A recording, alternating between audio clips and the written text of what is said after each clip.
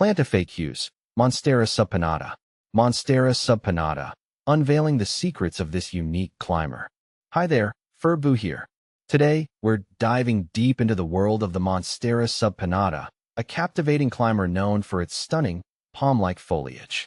Unlike its more common cousin, the Monstera deliciosa, Swiss cheese plant, the subpinnata boasts a unique, pinnate leaf structure, earning it the nickname silver pinnata.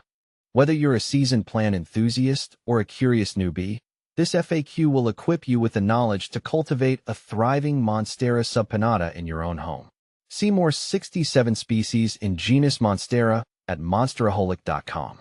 What makes the Monstera subpinnata special? The Monstera subpinnata stands out from the crowd with its distinctive leaves. Unlike the familiar split leaves of the deliciosa, the subpinnata features leaflets arranged on either side of a central rachis, resembling a feather or a palm frond. These leaflets can grow up to 16 inches long and 12 inches wide, adding a touch of elegance and drama to any indoor space.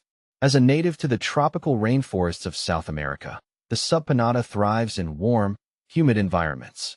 In its natural habitat, it flourishes as an epiphyte, clinging to trees for support. This characteristic translates well to indoor settings, making it a perfect candidate for moss poles or trellis structures. Is the Monstera subpinnata easy to care for?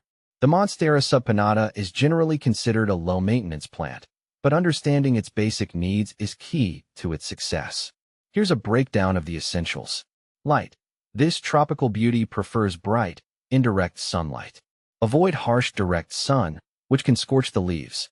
A spot near an east-facing window is ideal. Water. Like most monsteras, the subpinnata dislikes soggy soil. Water deeply when the top inch of soil feels dry to the touch, and allow the excess water to drain freely. Avoid overwatering, which can lead to root rot.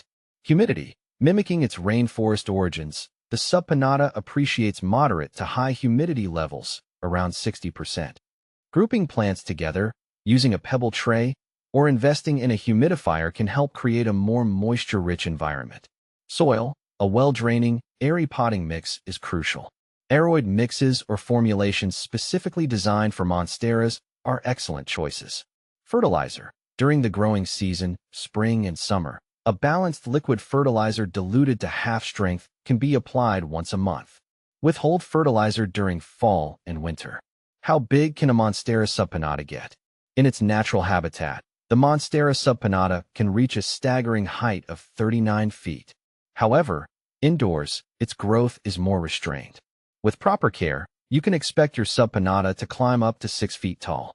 Regularly trimming can help maintain a desired size and encourage bushier growth. Common Monstera subpinnata problems and solutions.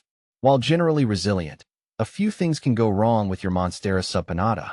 Here's how to identify and address some common issues. Brown leaves. This can be caused by underwatering, overwatering, or excessive sunlight. Check your watering schedule and adjust as needed. Move the plant to a location with less direct light if necessary. Yellowing leaves. Similar to brown leaves, yellowing can be due to watering problems or lack of light. Ensure proper drainage and adjust your watering routine. Increase light exposure if needed. Pests. Mealybugs and spider mites can occasionally target your subpinnata.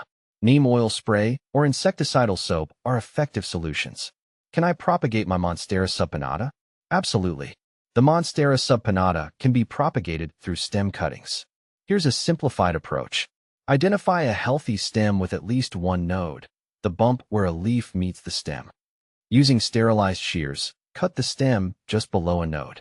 Ensure the cutting has at least one leaf. Dip the cut end in rooting hormone, optional, but can encourage faster root growth. Plant the cutting in a pot filled with well-draining potting mix. Water lightly, and keep the soil consistently moist but not soggy. Place the pot in a warm, humid location with bright, indirect light. Be patient. Rooting can take several weeks. Monstera sprucina versus subpinnata. Monstera sprucina and subpinnata have been fascinating additions to my plant collection. The sprucina's deep green, leathery leaves with silver veins immediately caught my eye. Its growth pattern has been steady, sending out new leaves that unfurl gracefully. In contrast, The Subpinnata's slender, elongated leaves and unique perforations give it a delicate appearance.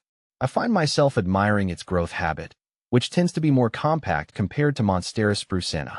Both plants thrive in similar conditions, but the spruceana's robust presence and striking foliage make it a standout in any indoor jungle setting, while the Subpinnata's elegance adds a touch of refinement to my plant shelf. Conclusion: bringing the beauty of the Monstera subpinnata home. With its unique foliage and easygoing nature, the Monstera subpinnata is a captivating addition to any indoor jungle. By following these simple guidelines, you can cultivate a thriving subpinnata that will grace your home for years to come.